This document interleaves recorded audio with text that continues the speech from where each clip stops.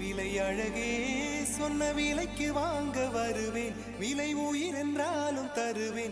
இந்த அழகை கண்டு வியந்து போகிறேன்.